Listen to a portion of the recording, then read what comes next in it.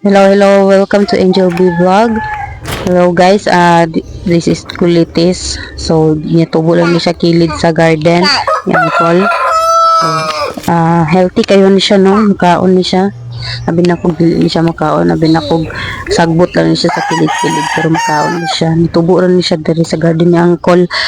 So, muna manguwata kay paborito kay ni sa kong anak. Ganahan kayo siya aning Kulitis.